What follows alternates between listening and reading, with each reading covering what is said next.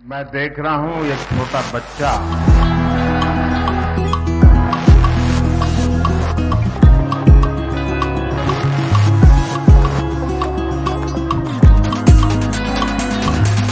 और कब से खड़ा है हाथ ऊपर करके।